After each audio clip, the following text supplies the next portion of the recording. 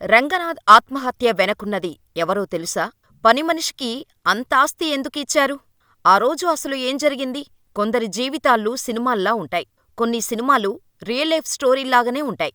ప్రముఖ నటుడు రంగనాథ్ జీవితం కూడా ఓ సినిమాలాగానే ఉంటుంది. కాకపోతే అనేక మలుపులతో కూడిన విషాదాంత సినిమాల. అందమైన వృత్తి, అంతకుమించి అర్థం చేసుకునే భార్య. ఇలా సాగిపోతున్న రంగనాథ్ జీవితంలో ఓ అనూహ్య ఘటన అతని జీవితాన్నే మార్చివేసింది. ఎవరి నోటనుంచి వచ్చినా రంగనాథంటే సాఫ్ట్ హార్టెడ్ పర్సన్ అనే. మరి అంత మంచి మనిషి ఎందుకు అంతటి దారుణమైన నిర్ణయం తీసుకున్నారు? ఆస్తిలో పనిమనిషికి వాటా ఎందుకిచ్చారు? రంగనాథ్ భార్య 13 ఏళ్లపాటు ఎందుకు మంచానికే పరిమితమయ్యారు? పిల్లలు ఉన్నా ఒంటరిగా ఎందుకు ఉండేవారు? Watch the story. సౌమ్యుడు అన్న పదానికి నిలువెత్తు నిదర్శనం నటుడు రంగనాథ్ అని చెబుతుంటారు ఆయన గురించి తెలిసినవారంతా. అసలు సినీ ఇండస్ట్రీలో ఇంత సున్నిత మనస్కులు ఉంటారా? ఇంత సెన్సిటివ్గా ఉన్న వ్యక్తి సినిమాల్లో ఎలా నిలదొక్కుకోగలిగారు అని అనిపించక మానదు రంగనాథ్ గారి గురించి తెలిస్తే. తెలుగు ఇండస్ట్రీలో తనకంటూ ఓ ప్రత్యేక స్టైల్ని క్రియేట్ చేసుకున్న తిరుమల సుందర శ్రీరంగనాథ్ అలియాస్ రంగనాథ్ జూలై 17, 1949లో తమిళనాడులోని మద్రాసులో పుట్టారు. అప్పటి మద్రాసంటే ఇప్పటి చెన్నై అన్నమాట. ఇక తండ్రి టి.ఆర్. సుందర్రాజన్, తల్లి జానకీదేవి. అన్నతమ్ములతో పాటు చెల్లి కూడా ఉంది. రంగనాథది మిడిల్ క్లాస్ ఫ్యామిలీ కావటంతో బాల్యమంతా సాధారణంగానే సాగింది. రంగనాథ్ తాతగారి ఇంట్లోనే పెరిగారు. రంగనాథ్ తాత పార్థసారథి కర్ణాటకలోని మైసూరు రాజా ఆస్థాన వైద్యుడిగా పనిచేసేవారు. అక్కడే సింగర్గా పనిచేస్తున్న మహాలక్ష్మితో ప్రేమలో పడిపోయారు. అసలు ఆమెను చూడకుండా, మాట్లాడకుండా ఒక్కరోజు కూడా ఉండలేకపోయేవారు. ఇక పెళ్లి చేసుకోవాలని డిసైడయ్యారు. కాని అక్కడే వారికి పెద్ద సమస్య వచ్చిపడింది. ఇద్దరి క్యాస్టూ ఒక్కటి కాకపోవటంతో ఇరుకుటుంబాలవారు వీరి పెళ్లికి ఒప్పుకోలేదు. దీంతో ఓ రోజు ఆస్థానానికి వెళ్తున్నామని చెప్పి ఇద్దరూ ఇళ్లనుంచి వచ్చి మద్రాస్కి పారిపోయారు. అక్కడే పెళ్లి చేసుకుని సెటిలయ్యారు. అలా పార్థసారథి, మహాలక్ష్మికి 3 అమ్మాయిలు పుట్టారు. వీరి తర్వాత 4 అబ్బాయిలు కూడా పుట్టారు. అప్పుడు మద్రాసులో సినిమాలు షూటింగ్, రికార్డింగ్స్ జరిగేవి. ఇవన్నీ చూసి పెరిగిన పార్థసారథి, మహాలక్ష్మిల కుమార్తె జానకి సింగర్ కావాలని కలలు కన్నది. పైగా వీరి కుటుంబం కరెక్టుగా సినిమా వాళ్ల ఇళ్ల పక్కనే ఉండటం, మరీ ముఖ్యంగా కన్నాంబ, కాంచనమాల వంటి స్టార్ హీరోయిన్స్ మధ్యలో ఉండటంతో జానకిపై సినిమా ప్రభావం బాగా పడింది. అయితే సినిమాలు అమ్మాయిలకు కరెక్టు కాదని నమ్మిన పార్థసారథి కూతురికి పెళ్లి చేసేయాలని డిసైడయ్యారు. అలా జానకిగారికి ఒంగోలు రైల్వే స్టేషన్లో గార్డుగా పనిచేసే టి.ఆర్. సుందర్రాజన్తో పెళ్లి చేశారు. అలా రంగనాథ్ పుట్టారు. అంతా హ్యాపీ అనుకుంటున్న టైంలోనే రంగనాథ్ తండ్రి సుందర్రాజన్ అనారోగ్యంతో కన్నుమూశారు. దీంతో రంగనాథ్ తల్లి జానకీదేవి తన పిల్లల్ని తీసుకుని తండ్రి దగ్గరకు వెళ్ళిపోవాలని అనుకుంది. కాని తాను వెళ్లి తండ్రికి భారంగా మారకూడదని తనకు తెలిసిన సంగీతంపైనే ఆధారపడింది. స్థానికంగా మ్యూజిక్ స్కూల్ పెట్టి సంగీతం నేర్పించిన డబ్బుతో ఇంటిని నడపటం మొదలుపెట్టింది. ఇక రంగనాథ్ తన తాత దగ్గరకు వెళ్తాను అని మొండిపట్టు పట్టడంతో మరో దారిలేక పార్థసారథి ఇంట్లో రంగనాథ్ని వదిలిపెట్టింది జానకీదేవి. ఇక రంగనాథ్ బాల్యంలోని తాతగారింట వాతావరణమే ఆయనను కళాకారుడిగా మారేలా చేసింది. అమ్మమ్మకు 2 అన్నలు. వాళ్ళు హిందుస్థానీ, కర్ణాటక సంగీతాల్లో విద్వాంసులు. రంగనాథ్ గారి అమ్మ జానకి సింగర్, తబలా ప్లేయర్. వారి అమ్మమ్మ వీణలో గోల్డ్ మెడలిస్ట్.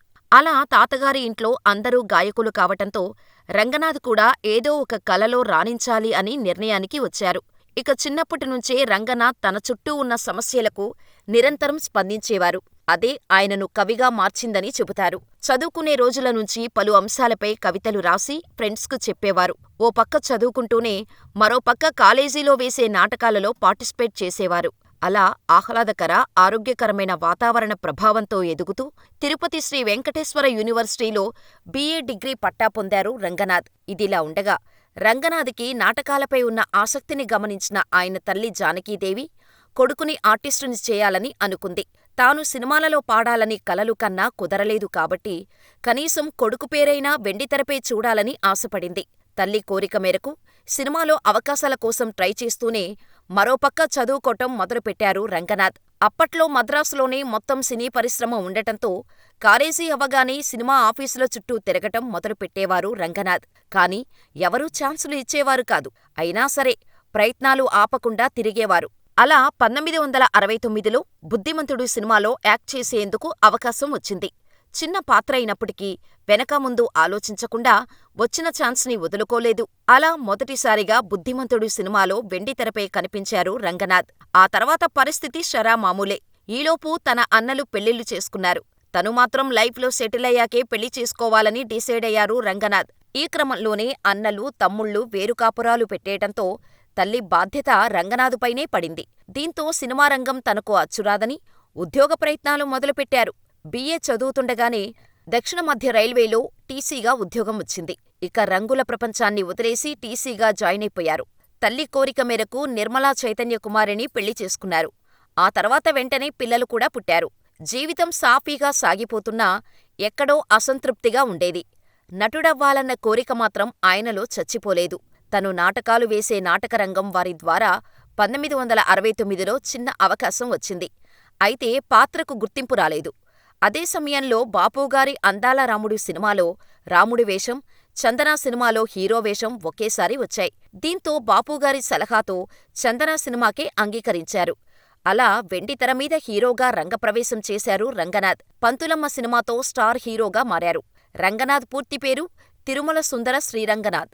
పేరుకు తగ్గట్టే సుందర రూపుడు, 6 అడుగుల ఎత్తు, చూడగానే ఆకట్టుకునే రూపం. చందన సినిమాతో హీరో అయిన రంగనాథ్ ఆ తర్వాత హీరో వేషాలే వేస్తానని భీష్మించుకోలేదు. తన దరికి చేరిన పాత్రలకు న్యాయం చేసుకుంటూ పోయారు. సింగీతం శ్రీనివాస్ రంగనాథ్ను ప్రోత్సహించారని చెప్పాలి. తాను తెరకెక్కించిన జమీందార్ గారి అమ్మాయి, అమెరికా అమ్మాయి, అందమే ఆనందం, పంతులమ్మ వంటి చిత్రాలలో రంగనాథ్కు హీరోగా అవకాశాలు కల్పించారు. ఈ చిత్రాలు రంగనాథ్కు మంచి పేరు సంపాదించి పెట్టాయి.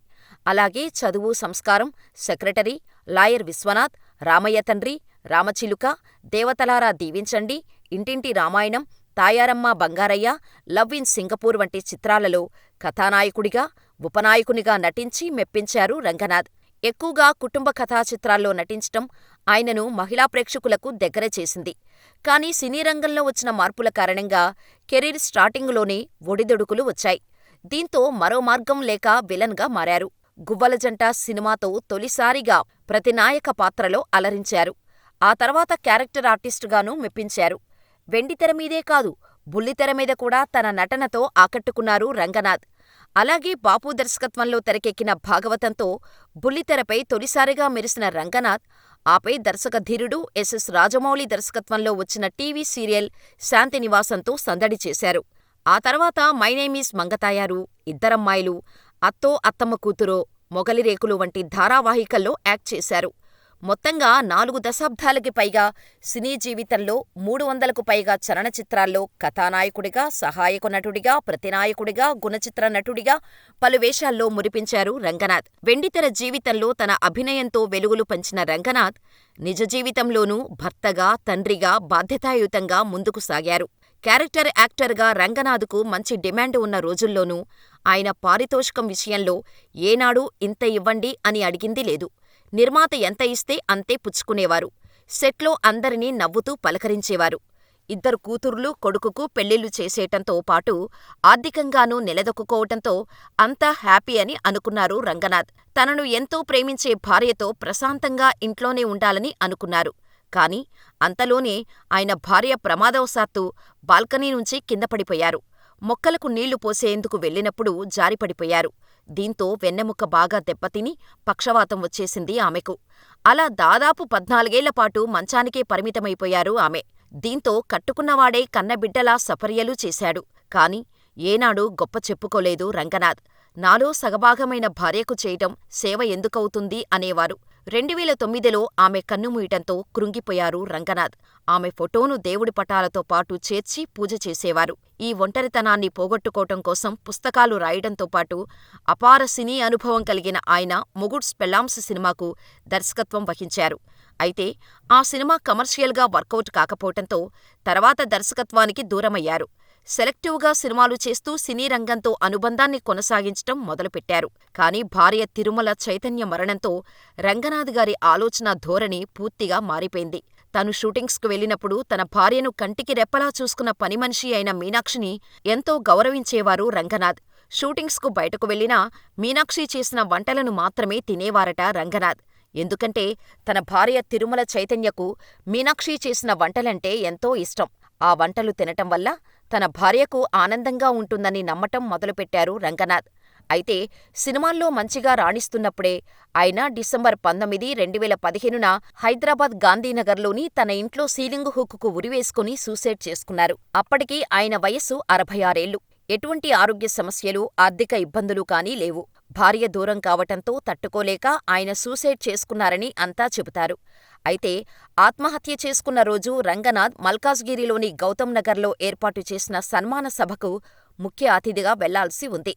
తీసుకువెళ్లేందుకు సభ నిర్వాహకులు ఆయన ఇంటికి వచ్చారు. ఎంతకీ తలుపు తెరవకపోవటంతో దగ్గర్లో నివాసముంటున్న కుమార్తెకు సమాచారం అందించారు. ఆమె వచ్చిన తర్వాత అందరూ కలిసి తలుపులు బద్దలుకొట్టి చూడగా ఫ్యానుకు వేలాడుతూ కనిపించారు రంగనాథ్. సూసైడ్కు ముందు తన మిత్రుడు, నేటి నిజం ఎడిటర్ బైసా దేవదాసుకు గుడ్ బై సార్ అంటూ తన మొబైల్ నుంచి లాస్ట్ టైం మెసేజ్ పంపారు రంగనాథ్. ఉరివేసుకున్న రూంలో గోడపై నా బీరువాలో పనిమనిషి మీనాక్షి పేరుమీద ఉన్న ఆంధ్రా బ్యాంకు బాండ్స్ను ఆమెకు అప్పగించండి. డోంట్ ట్రబుల్ హర్ అని స్కెచ్ పెన్తో రాశారు. తన భార్యకు ఆమె సేవ చేయటంతోనే అలా రాశారని చాలామంది అప్పుడు చెప్పుకొచ్చారు. అలాగే డెస్టినీ అని కూడా గోడపై రాశారు రంగనాథ్. రంగనాథ్ సూసైడ్ విషయం సినీ ఇండస్ట్రీలో చాలామంది జీర్ణించుకోలేకపోయారు. ఎందుకంటే ఉదయ్ కిరణ్ సూసైడ్ చేసుకున్నప్పుడు చాలా తప్పుడు నిర్ణయం తీసుకున్నాడు. దేనికైనా పరిష్కారం ఉంటుంది, జీవితం చాలా విలువైనది అని చెప్పారు రంగనాథ్. అలా చెప్పిన రంగనాథే సూసైడ్ చేసుకోవటం ఏంటనే ప్రశ్నలు వచ్చాయి. కాకపోతే ఒంటరితనంతోనే ఆయన మరణించారని అందరూ చెబుతారు. భార్యపైన పిచ్చి ప్రేమ వల్లే ఆయన అలా అయ్యారని అంటారు. మరి రంగనాథ్ గురించి మీరేమనుకుంటున్నారో మాకు కామెంట్ చేయండి.